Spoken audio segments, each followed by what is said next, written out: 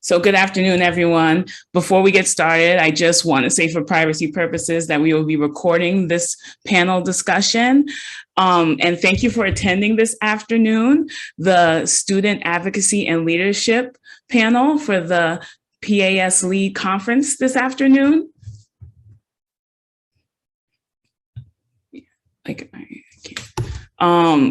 This afternoon.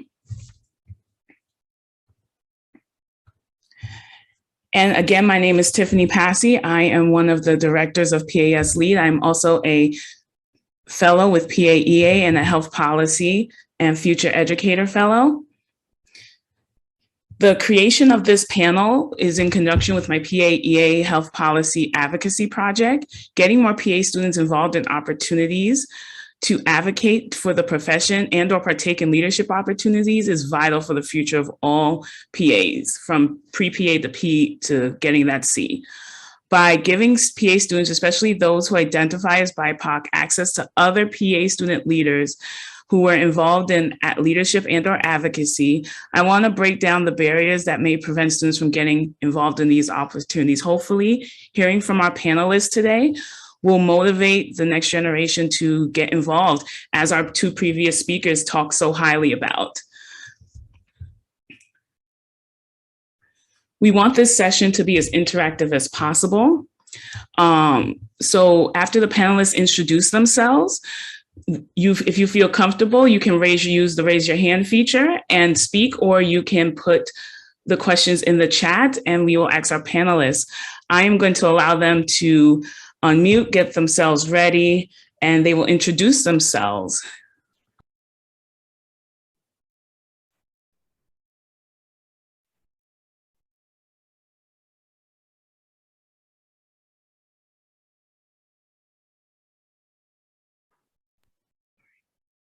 And we are going to start with Kamilah. Hi, good afternoon, everyone. My name is Kamilah Crawford, and I am a PAS PA student at Rutgers University. I'm currently in my second year of didactic. I'll be starting rotations at the end of February. So as far as for my positions, right now I am the treasurer of our PA student body at Rutgers. So it's called RUPAS. I am also, along with Tiffany, a PAEA Student Health Policy Fellow as well. I am also a recipient of the National Health Service Corps scholarship. And then lastly, I am on our Service Learning Committee at Rutgers, our PA program as well. Hi, good afternoon to some, morning to others. I'm on Mountain Standard Time, so it's still morning for us. But my name is Natalie Crump. I am the current president-elect of the Student Academy of AAPA, and prior to that, I served as a delegate to the House of Delegates for Student Academy as well. I am a new graduate, so I graduated from PA school last month and passed my board, so now I'm a PAC, which is pretty exciting.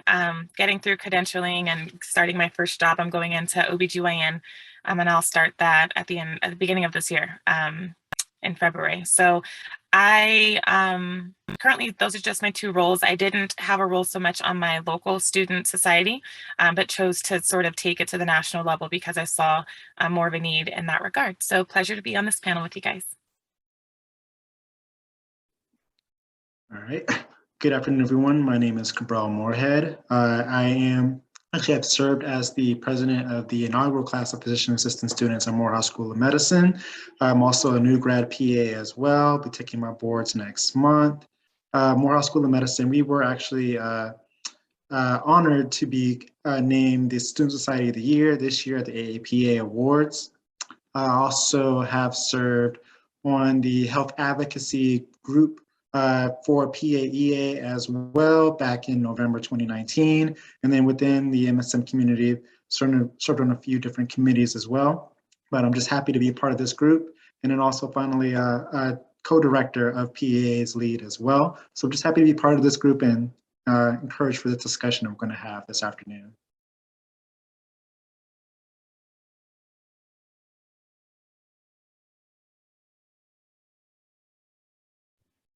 Alexandria. Hello, everyone. My name is Alexandria Lahdya. I'm also a recent graduate of the UW Medics program.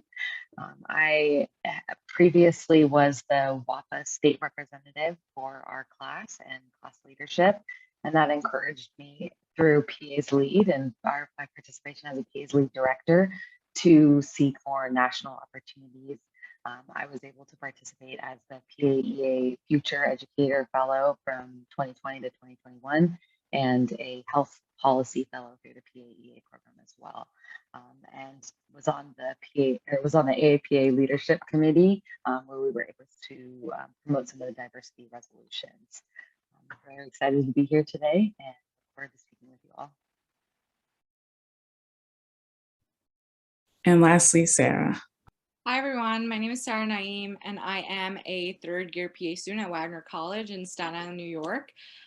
Currently, I am serving as the Director of Student Communications, also on the Student Academy Board of Directors with Natalie. This past year, I served as a PAEA Future Educator Fellow with Alexandria. She was a part of my cohort. I was also a student delegate last year, also with Natalie and Karina. And probably Kayla is here too. So a bunch of us did a lot of like similar kind of leadership initiative stuff. And so a lot of us actually know each other. It's a very tight knit community, which is something I love. Currently in my program, last year I served as my diversity chair. So I worked with a lot of students, a lot of local organizations, coming up with trainings at my school, stuff that really wasn't emphasized in terms of LGBTQ, unconscious bias, stuff like that. And yeah, I graduate soon in May. I'm literally just waiting at this point. It's like the final stretch, but I'm excited to be here. Thank you so much for introducing me and also to asking me to come here. So. Thank you again, everyone, all the panelists for being here. I'm going to start us off with a question to get the kind of ball rolling. What previous leadership or advocacy experiences did you have before PA school or in a current role that inspired you to take on the leadership and or advocacy opportunities that you are currently involved in? And we can start with Kamilah. So for me, I am a newbie into getting into advocacy, work, and leadership. This is actually kind of like my first year really getting involved. So I'm more of the newbie on the panel. But prior to starting, I have had some exposure prior to starting PA school. I think one of the biggest impacts for me was I was in, as a kid, I was actually in this program. It was or a nonprofit organization that pretty much had an art program. It was an art and social justice program, and I'm from Oakland, California. So it was in Oakland, California, where they had this art and social justice program.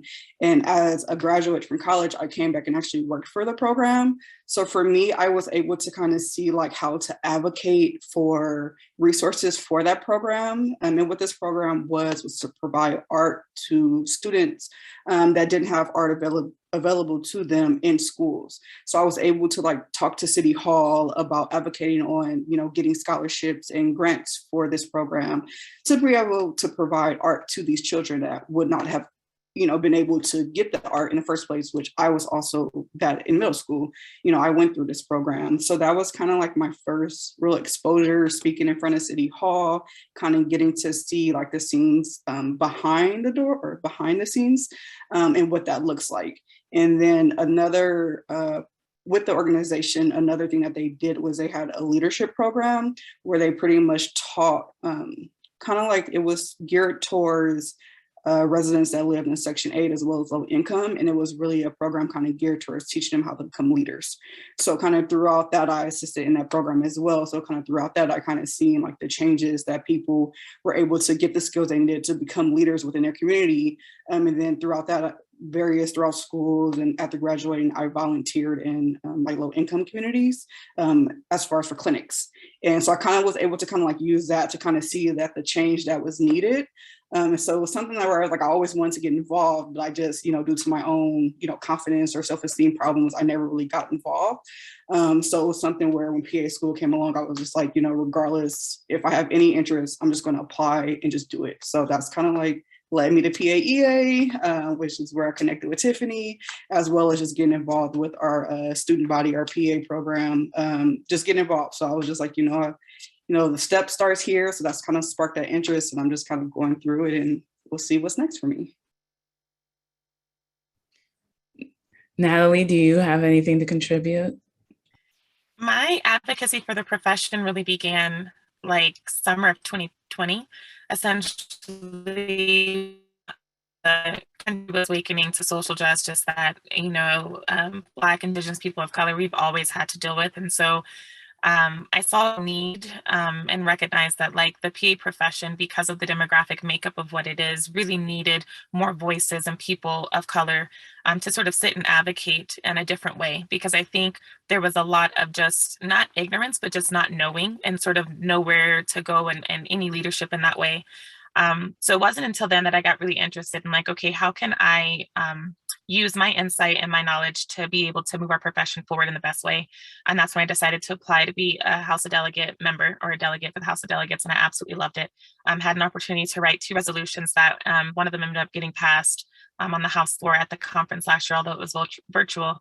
And then from there, really recognized that like in more of a leadership capacity, there was more that I wanted to do and could do, which is why I decided to run for president of Student Academy. And so that now is a 2-year appointment. So I served this year as a president-elect and next year as the president, and I'll have a board position. So the Student Academy has 1 board rep to the larger AAPA board of directors. And in your president year, you serve in that role. And so because I've already gone through PA school in its entirety, I felt really suited as a fellow, a new graduate, to be able to advocate. Prior to PA school, I do have lots of advocacy experience, one of which I'll share with you guys, which is I used to preserve fertility for cancer patients before their treatments began at the University of Colorado. And a lot of my advocacy work and sort of like my penchant for being able to sort of like be a leader in that capacity, but also listen and figure out what the need was in that role. I ran a fundraising project every year. We had a bubble soccer tournament to raise money for people who weren't able to afford the cost of egg and sperm banking or to stick their tissue in ovarian tissue freezing. So that was sort of where I got, I guess, the muscle behind being able to do what I do. And now as a president-elect, I'm really have an opportunity to sort of have a bird's eye view because I don't have a ton of work I'm doing at the board level with AAPA, although I am very active at the student board level, to really figure out where we can make shifts and changes and what I want the platform to look like next year. So yeah, I won't take all the time, but that's pretty much what my experience has been and how I got to this point. And along the lines, Kabriel and or Sara, either one of you can take this part. How does it, working with student groups in your program, how do you find getting them inspired to do the work as a group while in school? Alexandria as well, you could take this as well, getting them involved. What past leadership or experiences that did you see within your groups that really motivate you guys to come together? Oh, I'm sorry, Kabriel, if you want to go ahead. No, you can go first. So I would probably say like advocacy is hard, especially in PA school. I think I have faced a lot of barriers trying to get my classmates involved or like just my program involved in certain things. So, I mean, there's obviously a group of students, or there will be groups of students at certain programs who are more inclined to do, I can speak for myself in terms of my diversity chair position at my program. So when I got that position, that was also right after the racial unrest that was happening after George Floyd's murder. So that's kind of where that really started. And my passion for applying to a lot of these leadership positions as a person of color, I'm like Pakistani American, so I definitely know what it's like to be marginalized. So once I started my position, I was looking for students in my program to see like who would be interested. And unfortunately, like I didn't really get a lot of responses back. And so the ones who I did get responses from were genuinely people who were interested.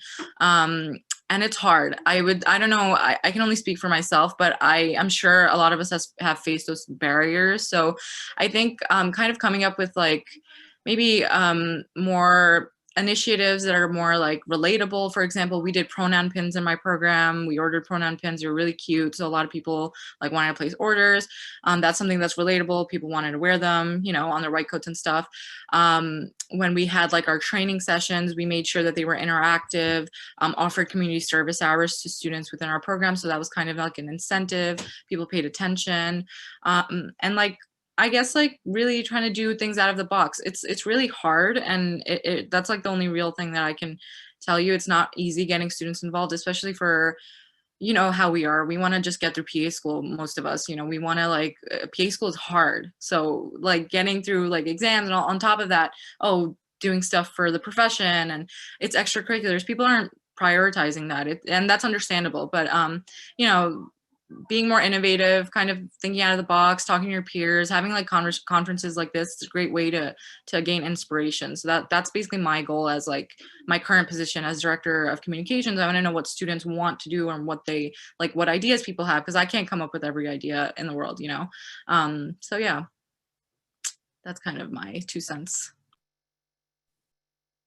Yeah, I would say that my experiences, I agree with a lot with what Sara said. Actually, I'm more so not trying to like make every single idea yours, or like make sure that you're doing everything all the time, because PA school, like you mentioned, is very difficult, very challenging in and of itself. It's more so for me, just making sure that finding the right opportunities that my classmates and I could participate in, and then just really just making sure that there was a mutual sense of respect and dignity between all of our classmates. That way, I wasn't presenting ideas as, oh, this is the best idea possible, you know, we're going to do this because I said so, and more so like, okay, this is what a direction I think we could go in. Where's some ideas, where's some suggestions on how we can possibly compromise on this. That way we can, you know, make sure that we get as much involvement as possible and get the greatest impact and an effective involvement from it as well. And so really just trying to make sure that no, my classmates understood and saw me as not just somebody who was just directing them to do things, but also saw that I was actually doing it myself. So anytime that I presented an idea or an event, I made sure it was well understood that, you know, if I'm gonna say I want people here at 10 a.m., I'm gonna be there at 10 a.m. doing the same work that you're gonna be doing. We're leaving at 12, I'm leaving at 12 too. And I'm not just going to send people out there and then just kind of sit back and watch and take all the credit for myself. I'm going to be there doing the work, and then it's our credit. Every single thing that we did, I made sure to present it in both groups in and outside of our MSM and Atlanta community as MSM PA did this. You know, the executive board for our class did not do this. The whole entire class itself did it. So just making sure we recognize everybody's commitment and involvement, that made it feel as though it was ours and something that we owned versus just me or a group of 4 or 5 people. Super, thank you, Kabriel. So this seems like a common theme that Sara brought up and Kabriel took over. And Alexandria, I'm gonna let you start with this, but how did you balance your leadership activities and PA school? I know a lot of people here are like, how do you balance both? How do you do that? So Alexandria, I'll let you go first. I wish I could say that it was easy and there's some magic formula for it, because if there is, I would love to know it. But honestly, it's just about like prioritizing what you think is most important. And that can change day to day. Sometimes prioritizing what's most important is that test that you have tomorrow. That's very real. But in the grand scheme of things, I found that I often had to kind of adapt to where I wanted my focus to be and where I needed to put my energy.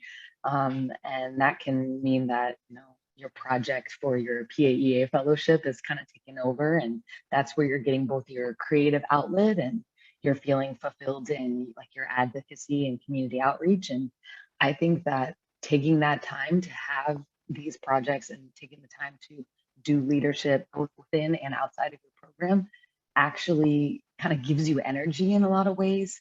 PA school is really draining, right?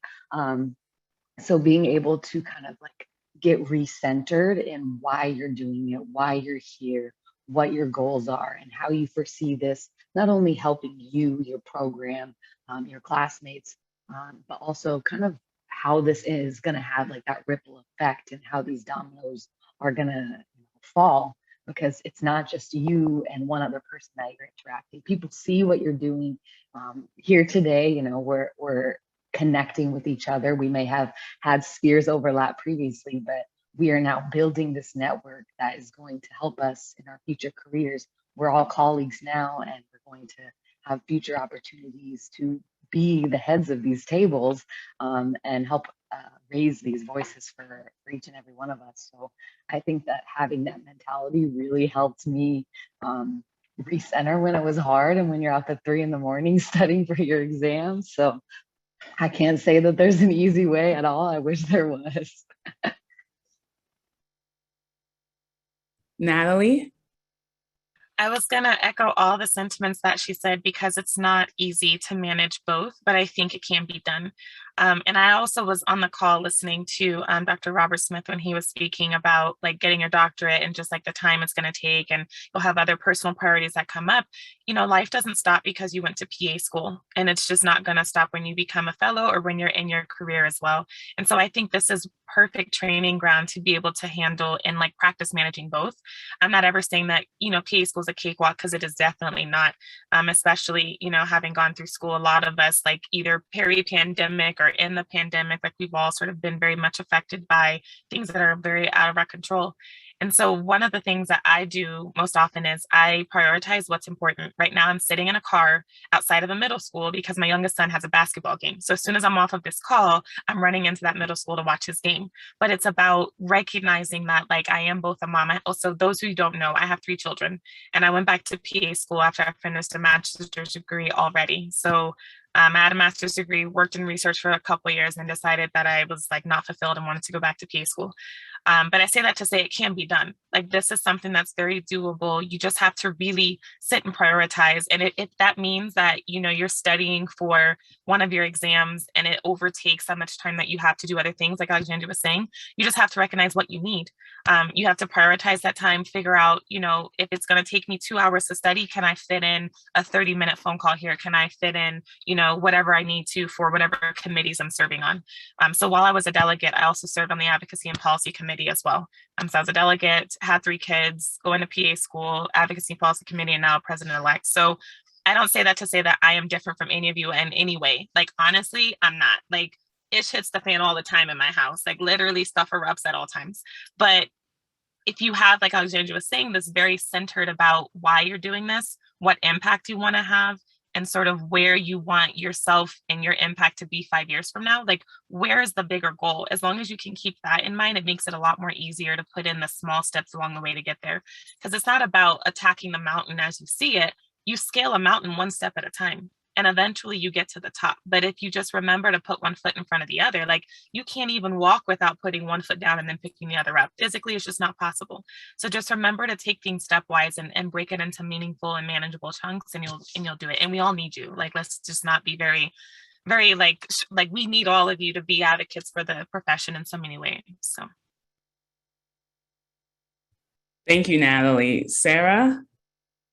Yeah, definitely echo exactly what Natalie and Alexandria were saying. But one of the things that I always hear from students who are interested and they are asking me about either AAPA positions or PAEA, a lot of these positions do emphasize that education is important. So like whenever I had an exam or something that was going on and I knew that I couldn't attend a meeting or I couldn't do this, they were very flexible and they worked with me. So I wouldn't let that hinder you on even applying, you know, because things happen.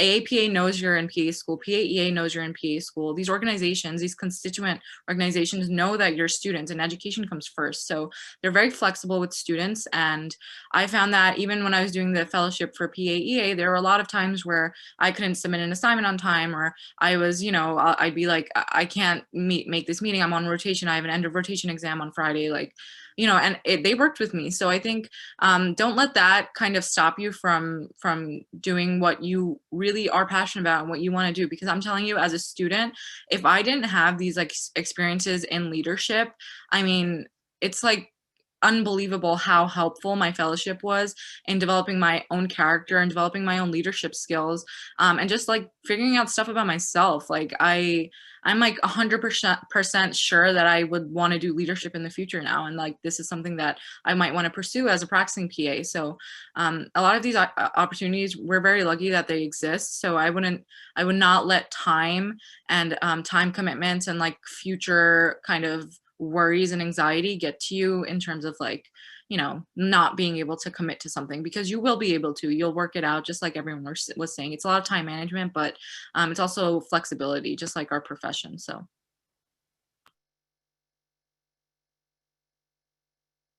thank you, Sarah. And along with that, you tie into my next question kind of perfectly. Like, doing these positions has allowed you to think about doing leadership into the future, into your career. So in terms of leadership and or advocacy, and Kamilah, we'll start with you, what do you feel is lacking in the PA profession?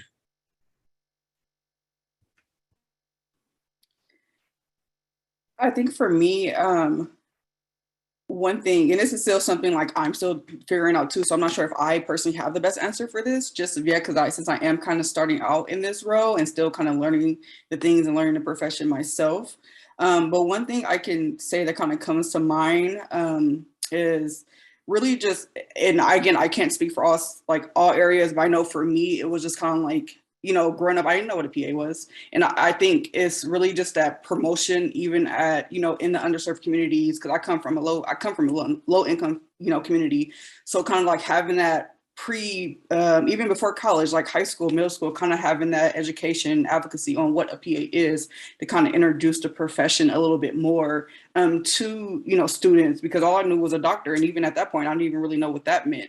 So it was just really kind of like having that, you know, there for students before college to be able to know what a PA is. And then I think another thing that kind of popped up in my head too is like having more access at like historically Black colleges, being able to have like these PA programs available to students that may, you know, that may want to, you know, the reason that they apply to, you know, historically Black colleges, you know, being able to apply to PA schools as well. So that's kind of like the first thing that kind of pops in my head for me. For me, it's diversity of voices. When you get into leadership, when you get into, you know, really who runs the direction of the profession, there's a very big gap in diversity in terms of like demographic, socioeconomic, like where you come from, languages. Like there's just such a different LGBTQI. Like there's so many different voices that need to be at the table, because I think the profession should reflect in its leadership what our patient population looks like. And we just don't have enough of that. There aren't enough of those experiences to help influence decisions that are both like culturally competent and conscious about sort of some of these issues that maybe that's not your lived experience, but it does affect not only the population that you treat, but also those of us who are also within this profession. So I think that is a huge need. I also think that the interface of, like you all were saying, the PA profession with like early career, either at the high school level, all the way down, is definitely necessary as well. To sort of like not help move the profession forward, but to give us more face time.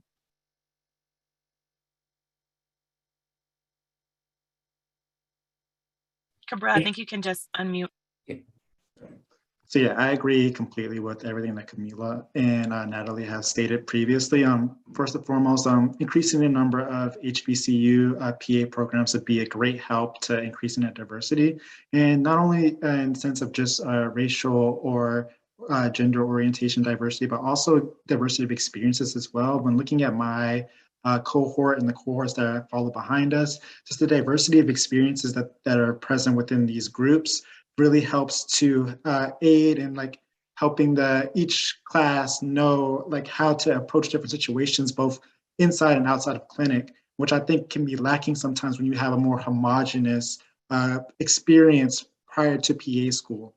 And then following off that trend as well, we just need better visibility for the profession in the pre-PA pipeline, because as multiple people have stated both in the chat, and I've also heard this story outside as well, is that many people don't know what a PA is or know what a PA does prior to either meeting their first PA in an office or, you know, late in undergrad or early into a graduate program. So, you know, just having more visibility of the profession at the high school level or even the middle school level, so people know that this is something to strive towards and something to attain versus just having the MD model or the nursing model out there would be extremely important to increasing that diversity within our profession in the future.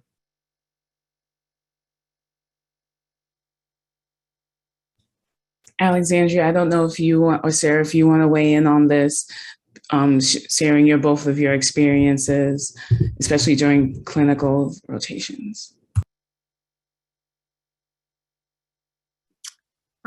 Yeah, I mean, I echo what everyone has said. I think what everyone has said is exactly what I see a lack of. And I'm in New York City, so this is like diverse central, but my program is not diverse. Let me tell you I mean, my undergrad was very diverse. I went to school in Manhattan, so, you know, big undergrad school. But then when I got to where I go to school now, it's very white. I am one of the very few people of color in my class. I just felt very uncomfortable when I started. So overall, I didn't know what a PA was until college. So, which is understandable, you know, it happens with a lot of people. But I mean, what we did actually through my program as diversity chair with my diversity committee, what we did was actually, we did a lot of those high school outreach initiatives. So we went to low income schools in Staten Island because we noticed that a pattern when it came to, I was also on the admissions committee in my program. So I noticed a pattern for a lot of these students who were applying. My program is actually a high school to master's program. So it's one of the very few direct entry programs. And they also have the option of entering as a second degree, which is what I did after I went to college. So what I noticed is all these students who are applying from high schools, they're only coming from select high schools in the area. They're coming from the private schools, the schools where, you know, they're Catholic based, whatever. Not the public school that I went to, not the public school my sister went to.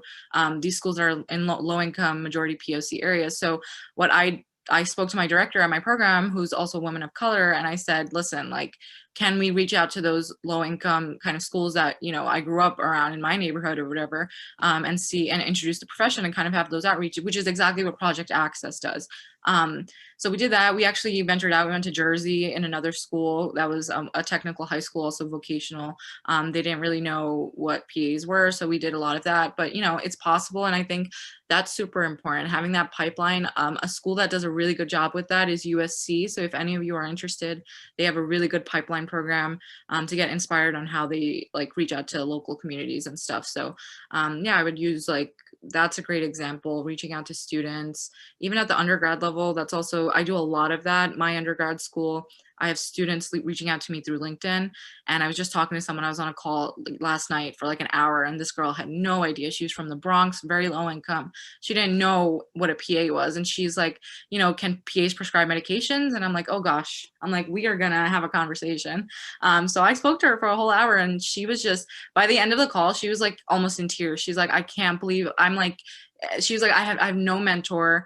I don't have anyone I can speak to. And mentorship is so important, you guys. Like, when I tell you mentorship is everything. If I didn't have a good mentor when I ended up finding out what a PA was in undergrad, I would not be where I am today. So I think it's our job on this call to serve as mentors, at least the ones who are in PA school. I think all of us are in PA school, but, you know, serving as mentors for our communities and communities of color, that's really important. And it makes a difference. Trust me, just the feedback I hear from these students, it makes me want to cry. I'm like, oh gosh, like I'm going to be that person for someone else. Like, so yeah, it's really like a humbling experience, and it makes you feel good about what you're doing with students who also came from nothing, which is exactly how I experience life. So. Thank you, Sara. Karina has a question. I'm going to let Natalie answer it first because I know she has to go to that game. And I don't. Hi, everyone. My question is, you know, Kamilah touched on something I think is really important to highlight it, which is like self-doubt. Like you think like, oh, you know, maybe I can't like fulfill these type of duties and things like that. And especially PA school being so short, with usually around 27 months or so.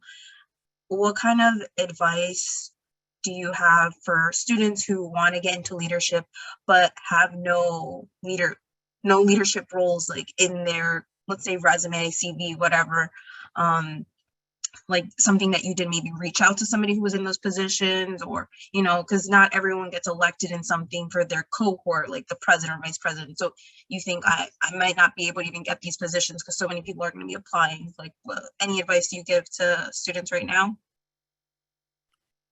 I would say my biggest piece of advice is you've done something. If you've made it to PA school, there is something in your background, in your resume, something that you participated in, had a hand in that you can highlight.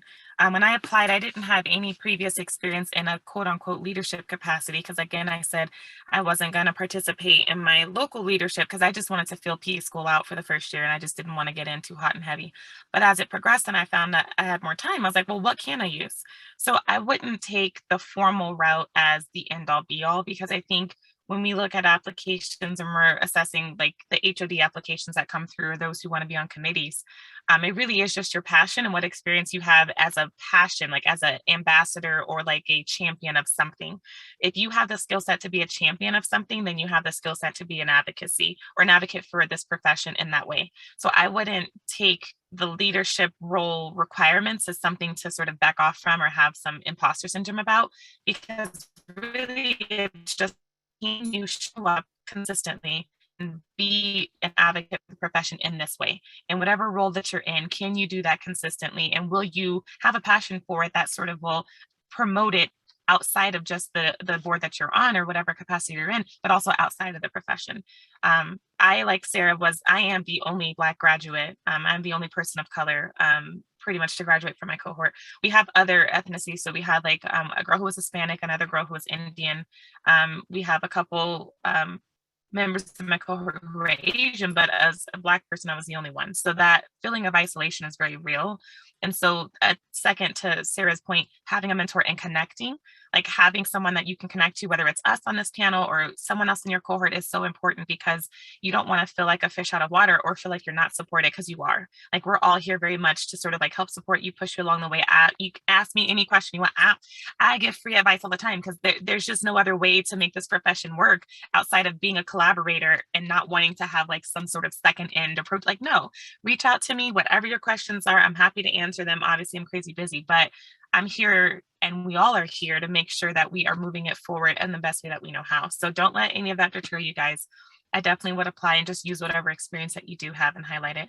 I'm going to bow out. I'm so grateful to have been on this panel with such amazing people and to be able to speak to all you wonderful PA students. Every time I have an opportunity, it just makes me so happy. Literally so happy. I would miss half a game every single time just to be able to be here and speak with you guys. So I'm going to leave my Insta handle in the chat. I would leave an email, but I don't know which one to give because they're all a mess right now. My inbox is stupid. So just hit me up on IG, and I wish you guys nothing, absolutely nothing but the best. Congratulations to all the new grads as well. And I'll see you guys later.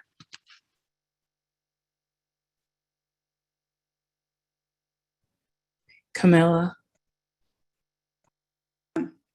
For me, and I definitely agree with everything that Natalie just said, and even to touch upon something that she said, because I was told earlier in my college career that, you know, if you want something, just showing up is like step one.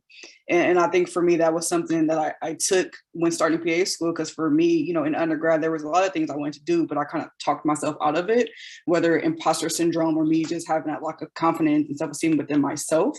And so for me, it was just like, if there was any, and what I was, you know, offer advice, if you have any ounce of interest in anything, just do it. You know, even for me, for example, with the PAEA, you know, when I came in, we had, I think, broke out in groups. I was like, ooh, like, why am I here? Like, can I, you know, everyone's doing all these amazing things. And I was like, you know, for me, even showing up and listening and getting inspired and getting inspiration from others, you know, whether me not being able to, you know what my next step is, but even sitting, you know, coming to events like this, hearing other stories, like that inspiration kind of helped me, like, okay, I know there's a need out there. Like, I want to be able to provide. So I would say just do it, and, you know, reach out to people that's in those positions, ask them questions. Like Natalie said, like, we're all in this together at the end of the day. We're all, you know, in my eyes, we're all a big family that's working together. So I would really say, like, reach out, but never just, you know, reach out is the biggest thing I can say, and just know that you're capable regardless. Like, you got the PA school, you're capable in my eyes to do anything. So just know that.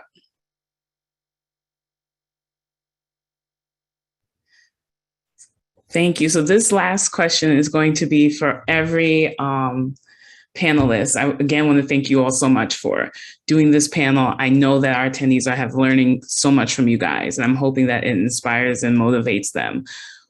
Where do you see PA leadership and or advocacy in 5 years from now? What will be your ideal? Like if you had to say, I hope that this has progressed or this has changed, what would it be?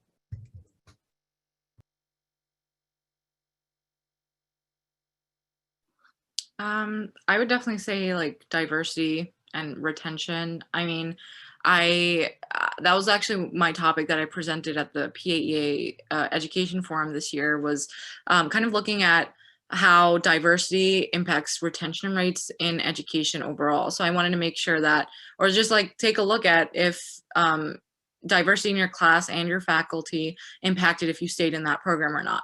Unfortunately, there's not a lot of data when it comes to that kind of topic or that question. So that's something that I really want to know. I want to make sure that there are more diversity initiatives, that more people are applying, more people are aware of the profession in low income communities of color. So that's kind of what I would like to see in the future. For myself personally, I mean, I already know I'm probably going to stay and end up in leadership somehow in some capacity, whether it's local, it could be state level, national level, whatever, because I like doing what I do and I like speaking to people and to students. So hopefully we do have more of these conferences, seeing a lot of you guys at like AAPA and like seeing you guys out in public and doing your thing. That's what I would like to see at least.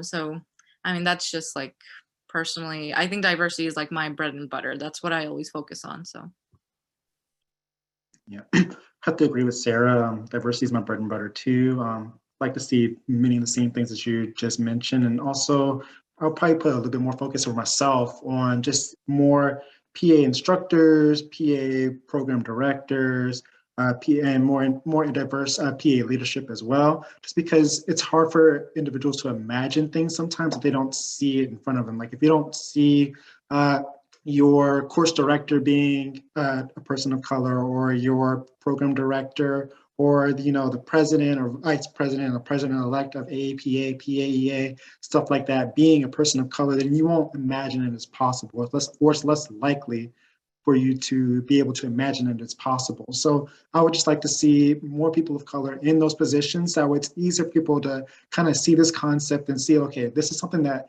not only can I be a PA and like help my community, but I can help on a national level, or I can help on a program level and stuff like that. So that's what I like to see for diversity initiatives and also PA leadership in the next 5 years. I agree with what Kabriel said, as well as just Sara. I think as well for me, it was kind of just having that diversity in leadership, even as far as like school administration as well, because I feel like that is something big to be able to see someone that you can, identify with. And for me, that was kind of big, in school for me as well, just being able to connect to someone and speak to someone in a different manner where I can connect with them that I may not be able to connect with another professor on that level. And I think that kind of helps as well with that. For me, it helps with that imposter syndrome. And I feel like getting help with that will prolong at least me and others further in our profession as well, being able to take on these leadership roles, these advocacy roles. So I think, diversity, especially in this education, is something that I would definitely like to see in the next 5 years. Absolutely agree with Kamilah and Sara and Kabriel. The only thing that I would add in addition is that I think really cementing these pipelines, as Kamilah has mentioned, and as it's kind of been reiterated throughout this whole thing, essentially really focusing on ways that we can create STEM pipelines from the beginning, ways to get actively involved as PAs in our communities so that we are visible leaders outside of medicine as well. I think being visible leaders in community nonprofits and local education, and that in turn will shape how education how education is evolving. So we won't be having conversations about critical race theory because it will just exist. That is my ultimate goal, and it's not going to take 5 years. It's going to take probably 10, 15, 20. But if we're looking at things and teaching things through like a social justice lens and discussing social determinants of health even early on, and framing our education system in understanding these complex societal issues, then that in turn with these pipelines, I think will have a much larger impact, both in medicine and in our communities.